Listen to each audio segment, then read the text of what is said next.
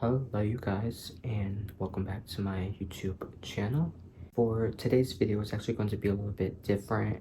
I want to just, break my silence on a few things that's just going on, I want to say, around the world. It feels like at a young age for myself, the world is falling apart. Maybe it might not look like it to a lot of people, but it just seems like to me that I'm watching everything in front of me burn, and it's like if I'm not able to just do something, just acknowledge it and at least try to change it in a way. Like, do we really care about what's happening in front of us? At least, again, say something or do something, then it's always gonna stay like this.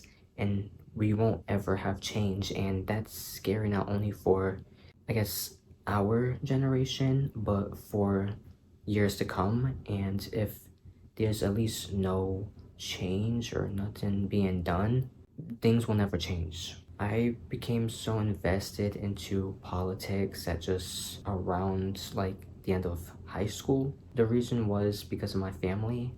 I've seen just a shift in them. Maybe I just am old enough to realize that these are people that I do not want to surround myself with, my circle with, even with friends or people I fall in love with. I don't really want them to know this side of them. It's honestly embarrassing. Again, this all happened slowly, and now it comes to this day and age where people are happy to oppress people. You have people are out in the streets are just so happy, even online, to so happy to be this mean, negative person on the internet, guys, and so mean that they are crossing the line of the words they are saying. They are saying insults that are harmful. I could, again, go on, but this type of behavior is not okay. Shouldn't represent our society as a whole, which I know there are so many good people, but unfortunately as of right now there's also so many bad people, and especially when it's coming to a place where this isn't okay, not only for young generations but also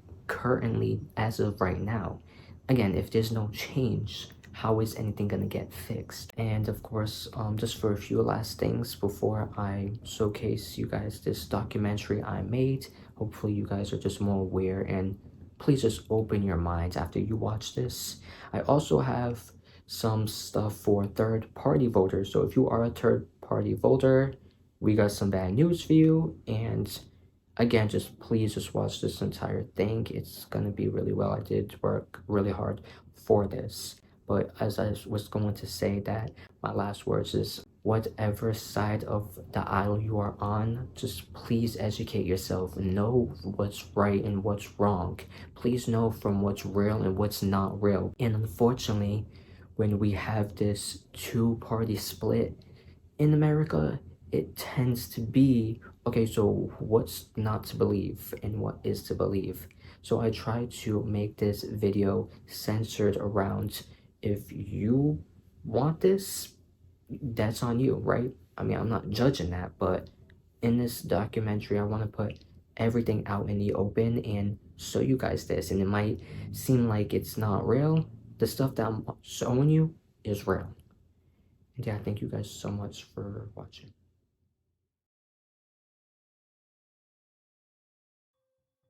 Billionaire developer Donald Trump has put his name on a New York City hotel, shopping center, and apartment buildings, as well as a casino in Atlantic City. And now he's going to put his name on a big piece of Eastern Airlines. He comes off as being very, what's the word I'm looking for? Arrogant? Yeah, he's arrogant. He often did this by picking fights. He said, I think Donald Trump is an artful liar. I think he is a greedy, vicious, and arrogant man. Well, I don't know, is that supposed to be a compliment or not? I'm not sure. Donald loves that perception. I won. He is still, a year later standing in New York going, I won. He wants to make sure everybody in America knows he won. Right now, a historic moment. We can now project the winner of the presidential race. CNN projects Donald Trump wins the presidency. It's just quite frankly frightening. He is not a reflection of the country that I was raised in. Lori Wright says she was equally as hurt by Trump's win. But I just can't believe the things that he has said, especially about women, that so many women voted for him.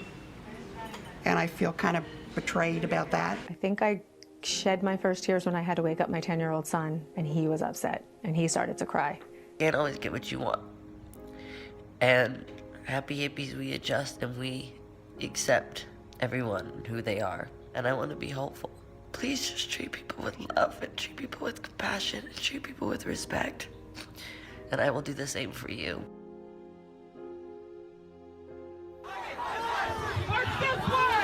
In cities across the country, thousands took to the streets to voice outrage over the election of Donald Trump. The people united! We saw crowds actually being disruptive, and Trump has tapped into something very deep and dark and evil in our country, and now we're all going to pay.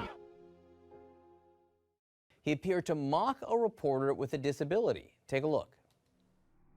Written by a nice reporter. Now the poor guy, you got to see this guy. Oh, I don't know what I said. I don't remember. He's going like, I don't remember. Oh, maybe that's what I said. That reporter he is talking about is Serge Kovaleski, who now works for the New York Times. As you can see right there, he suffers from a chronic condition that impairs movement of his arms. A Times spokesman says they find it outrageous that Trump would ridicule the man's appearance. If Ivanka weren't my daughter, perhaps I'd be dating her. You know. Stop it! Oh, it's so weird. Stop. You know what? You are sick. Isn't that terrible? Yeah. Well, you're known for saying outrageous things, Mr. Trump. Where I could stand in the middle of Fifth Avenue and shoot somebody and I wouldn't lose any voters, okay? It's like incredible. The Atlantic now claims Trump told his senior staff, "Why should I go to that cemetery? It's filled with losers." It also says Trump referred to the fallen soldiers as suckers for getting killed. I stand by my reporting. I have multiple sources telling me this is what happened, and so I stand by it. 10 o'clock Friday night, hundreds of white nationalists storming the University of Virginia, protesting plans to remove a statue of Confederate General Robert E. Lee.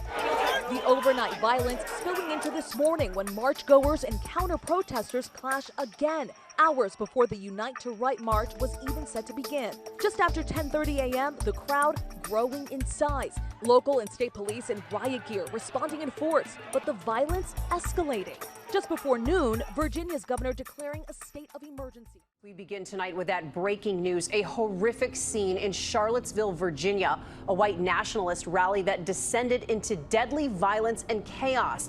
The images just coming in, a car plowing into a crowd of demonstrators protesting against those white nationalists, a 32-year-old woman killed, a number of severe injuries, many life-threatening. A driver has been taken into custody. On the streets of Charlottesville today, the hate boiling over, white supremacists and counter-protesters fighting with fists and clubs.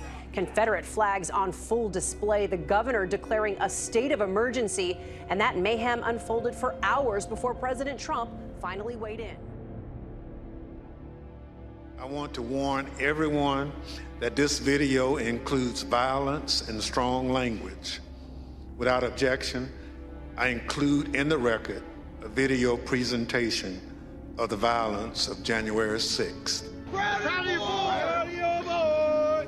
Yeah, just for awareness, be advised, there's probably about 300 Proud Boys. They're marching eastbound in this 400 block of kind of Independence, actually on the mall towards the United States Capitol.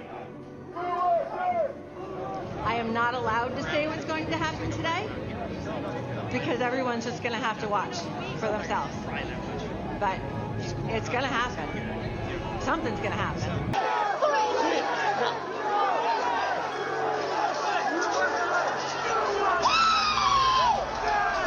Get back, ladies! Get back, ladies!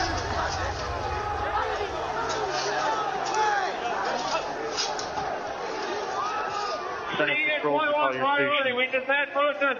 Circle, breach the line. We need backup.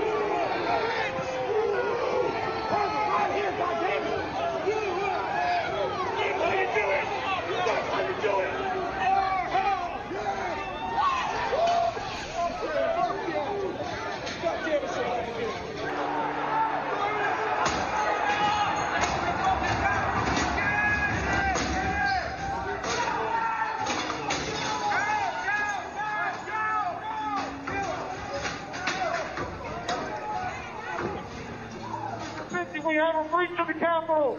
Breach of the Capitol to the upper level! We're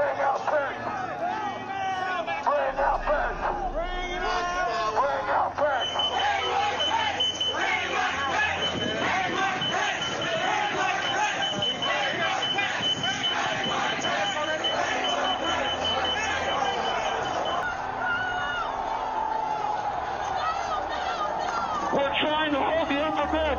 We are trying to hold the upper deck now. We need to hold the doors of the Capitol.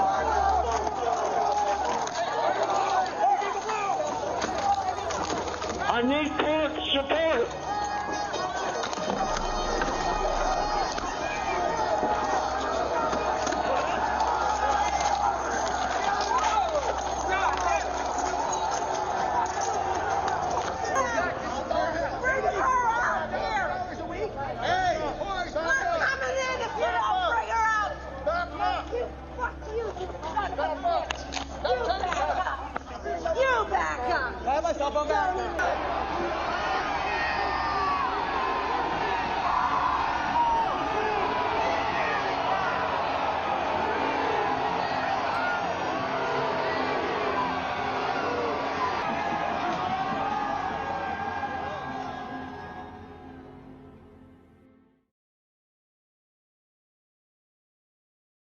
Is the Earth round or flat? Earth's flat. Do you think the Earth is round or flat? I know we didn't go to the moon. We didn't go to the moon? No, we didn't go to the moon. Why do you say that? Because you can't get out of the atmosphere. Round or flat? I'm not really sure. You're not sure? Could be flat? Could be. Earth round or flat? Well, you know the answer to that. Can you tell me what you think? Please answer me, please. No, because I want to know. Tell me. Because I believe the Earth is round. From NASA pictures, right? Yeah. Okay. And you know of CGI, right? I've heard of CGI, yeah. Yeah. So I believe in the Bible and Genesis under the dome. It plainly tells you there, under firmament, dome. Do you believe that President Trump is actually protected under the continuity of government? I believe he's our authentic president and that we are watching a movie. Oh, really? So he's the current president of the United States? I believe that. So then how is Biden doing in his role? Is he the president right now? No, Biden is an actor, but I think Biden has been gone a long time. That's how I feel. Gone dead? Gone dead. Who's the one walking around? An actor. Do we know who the actor is? There's different ones that play him. Everybody has actors, but I know it sounds so far-fetched, but they say that they're going to reveal it soon, hopefully. Now, with all of the things I just showed you, hopefully you opened up your minds more, and I know most of these things that you already seen, this is real. This isn't some facade that I'm putting out for you guys or I'm making. This is something that is super important, and this is why, again, you should use your voice and use your right to vote. Now for third party, I'm gonna show you a couple clips as of currently right now. Donald Trump getting a high-profile endorsement from Robert Kennedy Jr. Will it change the race? But in a new twist, Robert Kennedy Jr. has suspended his campaign and endorsed Donald Trump, the two appearing together in Arizona tonight. I'm suspending my campaign. And to the news, independent Robert F. Kennedy Jr. suspending his bid for the White House, endorsing former President Donald Trump, hoping to stop Harris's momentum. As of August, JFK Jr., right, he is third party. He just endorsed Trump because he just saw his polling. He knows that he's so low that he decides to just, you know what, let me go to a Trump rally, and he just endorsed him. I will show you guys these clips and have you guys determine this on yourself. But unfortunately, third party isn't really an option because that vote is really just going into another candidate if you really think about it. And yeah, so yeah, Trump endorses him, and JFK Jr. just endorsed Trump. So I mean, it's just out in the line for you guys. So I'm sorry for anybody that was deciding to go that route. Unfortunately, that isn't an alternative to like try to escape this like two-party system in America, unfortunately. Left or right, and it's your job to choose which one is which.